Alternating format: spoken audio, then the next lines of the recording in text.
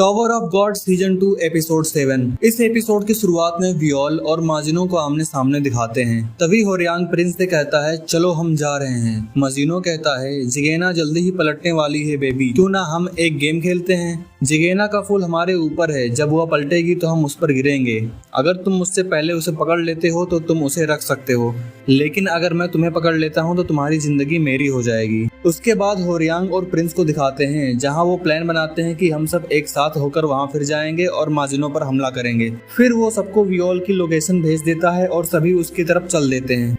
माजिनो वियोल से पूछता है कि जहाज की जगह क्यों लेना चाहते हो। तुमने अपनी पूरी जिंदगी टॉवर पे बिता दी, लेकिन इसमें दिलचस्पी नहीं है। टॉवर का राजा बनने में क्या मजा है। मैं टॉवर के बाहर जा रहा हूँ जहाँ खुला आसमान है, अंधेरे में अनगिनत तारे चमकते हैं, वहाँ बहुत ज्यादा आजादी है। तभी वियोल जवाब देता है कि मैं नहीं जानता, क्योंकि मुझे ताज या सितारे नहीं चाहिए, लेकिन मैं किसी से भी लड़ूंगा जो मेरे करीबी लोगों को नुकसान पहुंचाएगा।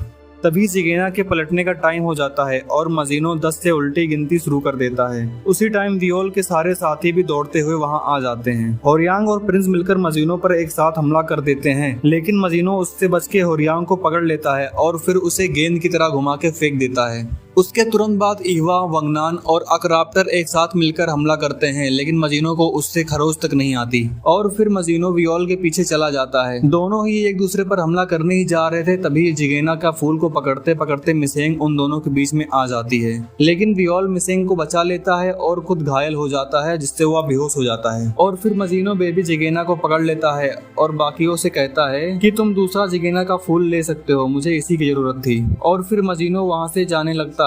तभी अकराप्टर उसके पीठ पे बना टैटू देखता है जिसमें माजिनो लिखा रहता है। जब माजिनो बाहर आता है तो देखता है कि 3 लोग उसे रोकने आते हैं। उनमें से 2 को तो एक ही अटैक में वो मार देता है और तीसरे को पकड़ के उसे दिखाता है कि ये देखो, ये जिगेने का बच्चा है।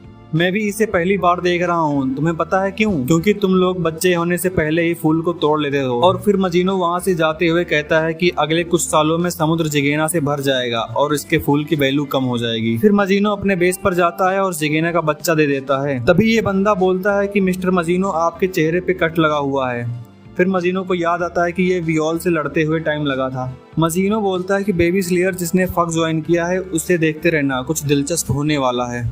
उसके बाद दिखाते हैं कि मिसेंग वियोल के पास रो रही होती है। तभी वियोल के अंदर से कुछ अजीब सा मॉन्स्टर निकलता है और सारे घाव को तुरंत सही कर देता है। यहाँ जिनसंग वंगनान से कहता है कि मैं काफी भोला था जो चाहता था कि वियोल के दोस्त बन जाएं, लेकिन मुझे ये उम्मीद नहीं थी कि उनकी वजह से वियोल की जान खतरे में आ जाएगी।